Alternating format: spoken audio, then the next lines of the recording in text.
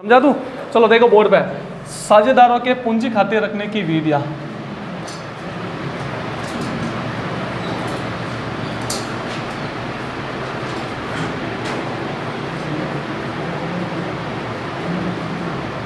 साझेदारों के पूंजी खाते रखने की विधियां। साझेदारों के पूंजी खाते रखने की दो विधियां है। साझेदारों के पूंजी खाते रखने की कितनी विधियां है? दो। तो साझेदारों के पूंजी खाते रखने की दो विधियां है। पहली है आपके स्थिर या अपरिवर्तन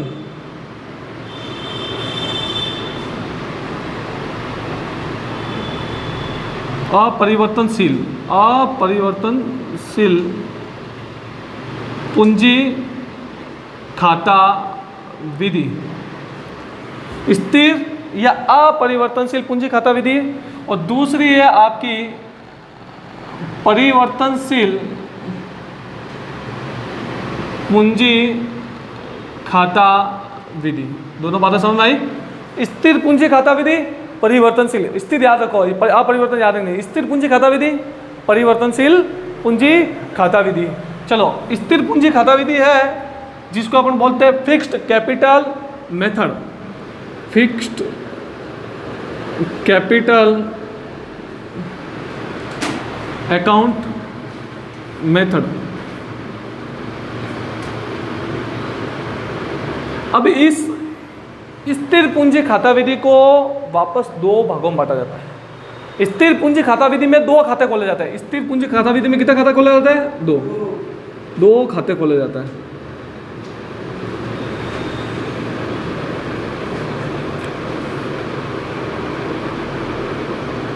स्थिर पूंजी खाता विधि में दो खाते खोले जाते हैं। स्थिर पूंजी खाता विधि में दो खाते कौन कौन से खोले जाते हैं? पहला खाता खोला जाता है आपके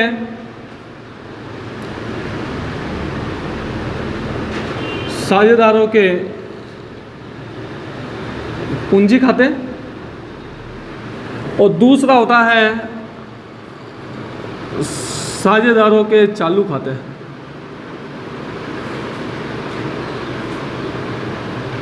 साझेदारों के पूंजी खाते और साझेदारों के चालू खाते। इसको इंग्लिश में याद करोगे तो बहुत बेटर रहेगा। Partners capital account, partners current account. क्या यहां तक समझ में आया तुम्हें? Partners capital account, partners current account. परिवर्तनशील पूंजी खाता विधि है, इसको इंग्लिश में बोल खाता विधि में केवल एक खाता खोला जाता है। परिवर्तनशील पूंजी खाता विधि में केवल एक खाता खोला जाता है। केवल एक खाता खोला जाता है। परिवर्तनशील पूंजी खाता विधि में केवल एक खाता खोला जाता है और वो एक खाता है साझेदारों के पूंजी खाते। कौन सा खाता है? साझेदारों के पूंजी खाते, जिसको इंग्लिश में अपन क्या बोलते हैं? Partners capital account. अब मैं पूरा के पूरा वापस समझा रहा हूँ, बोर्ड पे ध्यान देना, नहीं समझ में आया होगा।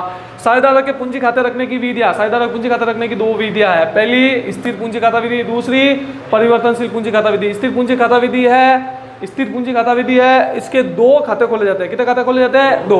पहला खाता खोला जाएगा साझेदारों के पूंजी खाते, दूसरा खोला जाएगा साझेदारों के चालू खाते। और परिवर्तनशील पूंजी खाता विधि है, इसमें केवल एक खाता खोला जाता है और वो एक खाता खोला जाता है साझेदारों के पूंजी खाते। हेडिंग लगाई है। पहली मेथड है ना अपना स्थिर पूंजी खाता विधि। स्थिर पूंजी खाता विधि लिख दिया। स्थिर पूंजी खाता विधि कितना खाता खोला जाता है इसमें? दो। तो इसके अंदर भी पहला खाता का नाम लिखिए। स्थिर पूंजी खाता विधि में पहला खाता नाम लिखिए। कौन सा है पहला? साझेदारों के पूंजी खाते। साझेदारों के पूंजी खाते। अब एग्जाम में जो प्रश्न आया था वो कान खोल के सुन लो। एग्जाम में प्रश्न यह आया था, स्थिर पूंजी खाता विधि में साझेदारों के पूंजी खाते कब परिवर्तित होते हैं? पेपर उठा के देख लेना इस साल का। स्थिर पूंजी खाता विधि में साझेदारों के पूंजी खाते कब परिवर्तित होते हैं? तो अब बस अब मैं आपको पढ़ूंगा, आप रट लोगे इसको। अगर वास्तव में तो एकदम इजी था। स्थिर पूंजी खाता विधि में साझेदारक पूंजी खाते कब परिवर्तित होता है? तो इसके अंदर लिखिए डैश करके, साझेदारक पूंजी खाता लिखना। इस खाते में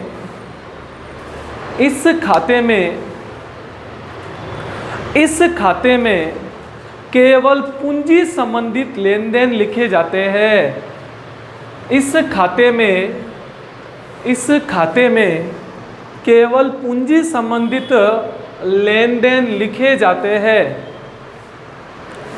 इस खाते में केवल पूंजी संबंधित लेन देन लिखे जाते हैं।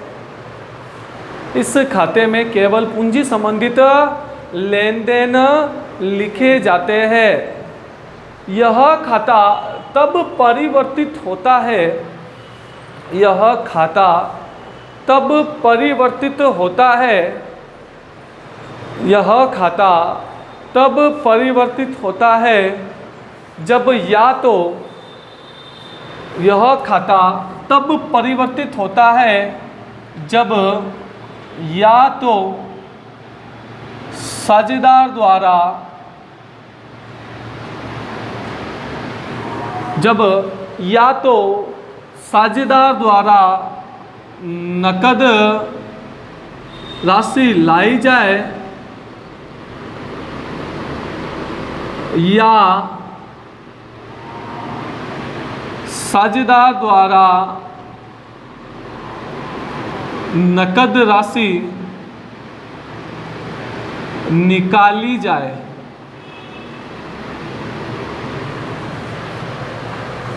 या तो साझेदार द्वारा नकद राशि लाई जाए या साझेदार द्वारा नकद राशि निकाली जाए, तभी नहीं, अब आगे नहीं लिखना रहे, तभी ये खाता चेंज होगा, अन्यथा ये खाता चेंज नहीं होगा। तो स्थिर पूंजी खाता विधि में पहला खाता आपका साझेदारों के पूंजी खाते, partners capital account. Partners capital account केवल उसे इसमें किस चीज का लेन देन किया जाता है? इसमें केवल पूंजी से संबंधित लेन देन किया जाता है। किससे? पूंजी। कैपिटल रिलेटेड ही इसके अंदर आता है। इसका मतलब ये खाता वर्ष भर अपरिवर्तित रहता है। ये खाता वर्ष भर क्या रहता है? ये परिवर्तित तभी होगा जब या तो साझेदार है वो नकद राशि लाए या साझेदार है वो नकद राशि निकाल ले। बस इतना सा कंसेप्ट था। 1 नंबर का प्रश्न था, 1 नंबर का उत्तर ये था, जब साझेदार या तो नकद में राशि लाया या नकद में राशि निकाला। पेपर देख लेना आप, पहला प्रश्न यही है, ठीक है। अब इसका प्रारूप बनाता हूं मैं। प्रारूप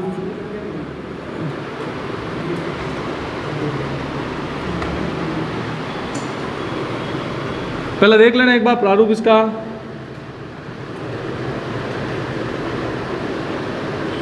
ए बी, ये ए बी कौन है? कौन है A B? Partner. A B कौन है? पार्टनर।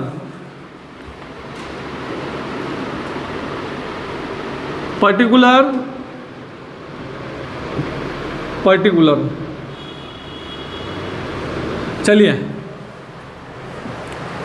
मुझे सिर्फ इतना सा सवाल का जवाब दीजिए, कैपिटल क्या होती है, डेबिट या क्रेडिट? कैपिटल क्या होती है, डेबिट या क्रेडिट? Capital, credit. कैपिटल क्या होती है? और क्रेडिट होती है तो कहाँ लिखेंगे, डेबिट में या क्रेडिट में? ये क्या है? ये पार्टनर्स कैपिटल अकाउंट है। क्या है ये? यानी कि साझेदारों का पूंजी खाता है ये, तो पार्टनर्स कैपिटल अकाउंट है ये, ठीक है। ये पार्टनर्स कैपिटल अकाउंट है, साझेदारों का पूंजी खाता है। पूंजी कहाँ लिखेंगे इनकी, डेबिट में या क्रेडिट में? तो इनकी प्रारंभ की पूंजी लिखेंगे क्रेडिट में, बाय बैलेंस बीडी। अरे प्रारंभिक बैलेंस को बीडी कहते हैं, बाय बैलेंस बीडी। समझ में आ गया तुम्हें? अब ये खाता कब परिवर्तित होगा? या तो नकद में राशि ले आई जाए या नकद में राशि निकाली जाए। तो या अगर पार्टनर पैसे लाया तो बाय कैश या बैंक। ये कब करना है? जब राशि लाई जाए। ये क्या है? राशि लाई जाए। जब राशि लाए तो अपन एंट्री क्या करेंगे अपने बाय कैश या बैंक। और अगर राशि निकाल ली जाए, अगर राशि निकाल ली जाए तो क्या लिखेंगे, टू कैश या बैंक। क्या यहाँ तक समझ में आया तुम्हें? ये निकाले, ये कब करना है अपने, निकाले। वो पूंजी लाए, यहाँ पर पूंजी क्या करें, निकाले, और इस खाते को क्या कर लेंगे अपन, बंद कर लेंगे। तो बंद करेंगे तो कहाँ आएगा, टू में, टू बैलेंस सीडी। और टू बैलेंस सीडी करने के बाद में इन दोनों की जोड़ क्या कर लो आप, बराबर। पहले इधर की जोड़ लगेगी, फिर इधर की जोड़ इधर में घटाएंगे तो टू बैलेंस सीडी ऑटोमेटिकली आपके आ जाएगा। मेरा कहने का मतलब यही है, स्थिर पूंजी खाता विधि में जो साझेदारों का पूंजी खाता है उसमें पूंजी वर्ष भर समान ही रहती है, यानी वो खाता सेम ही रहता है। वो खाता तभी परिवर्तित होता है जब या तो नकद में पूंजी लाई जाए या निकाली जाए। मेरे हिसाब से समझ में आ गया होगा। दूसरा खाता है अपने, वो है साझेदारों के चालू खाते। दूसरा खाता कौन सा है अपने, साझेदारों के चालू खाते। पहले इसको उतार लो।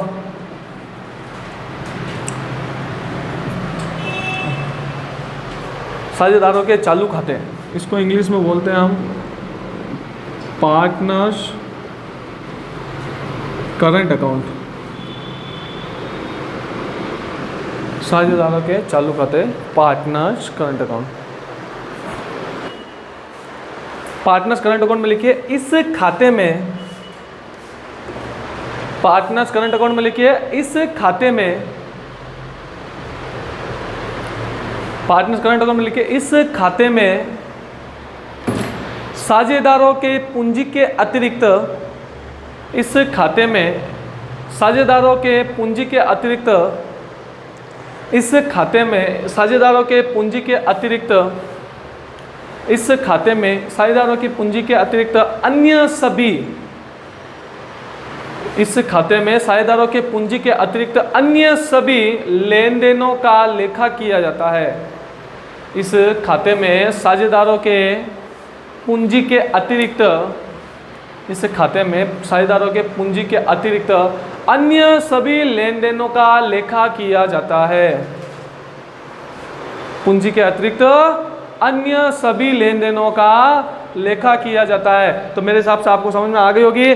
देखो साझेदारी में व्यवहार तो खूब होते हैं, सैलरी होता है, बोनस होता है, इंटरेस्ट होता है, सब होता है, ड्राइंग्स होता है, सब होता है ना, है ना।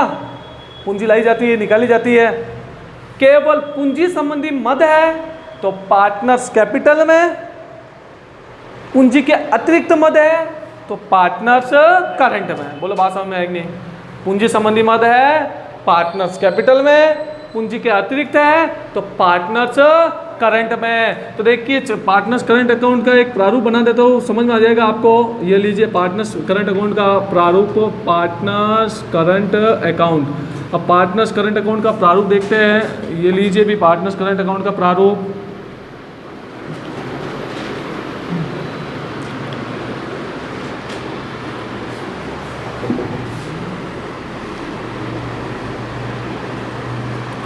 ये है ए और ये है बी।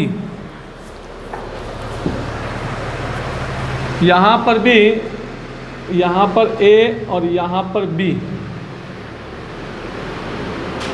यहाँ पर आपका पर्टिकुलर और यहाँ पर भी आपका क्या जाएगा, पर्टिकुलर।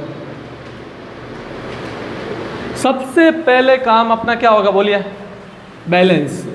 चालू खाते का भी बैलेंस होता है, चालू खाते का भी क्या होता है, बैलेंस। तो चालू खाते का बैलेंस हुआ तो यहाँ क्या आ जाएगा, by balance BD, by balance BD. ऐसे कैसे है, अगर इसका डेबिट बैलेंस दिया हो, देखो ये क्रेडिट बैलेंस होता है, डेबिट बैलेंस, ये दोनों हो सकता है। चालू खाते का जो बैलेंस है वो डेबिट बैलेंस भी हो सकता है और क्रेडिट बैलेंस भी। तो क्रेडिट बैलेंस हो तो by balance BD, debit balance हो तो to balance BD, to balance BD. यहाँ तक समझ में आया तुम्हें? है, दोनों होते हैं। टू बैलेंस बीडी भी होता है, बाई बैलेंस बीडी हो सकता है, दोनों होते हैं, यानी कि हो सकता है। ऐसा प्रश्न आएंगे अपने, बाई बैलेंस बीडी और टू बैलेंस बीडी। अब क्या करते हैं बोलिए, अब एंट्री याद कीजिए। पूंजी पर ब्याज लगाने की एंट्री बोलिए, interest on capital account debit to partners capital oblique current account. Current account का नाम आया टू में, interest on capital account debit account debit to partners capital oblique current account. Partners capital current कहाँ आ रहा है, debit में या क्रेडिट में, क्रेडिट में, तो इसके कहाँ आ जाएगा, क्रेडिट में। तो क्या आ जाएगा, bye interest on capital account. क्या यहाँ तक समझ में आया? ये क्यों आया? आर पर ब्याज जो है वसूल कीजिए। एंट्री क्या लिखी मैंने, interest partners capital oblique current account debit to interest on capital, interest on drawings account, interest on.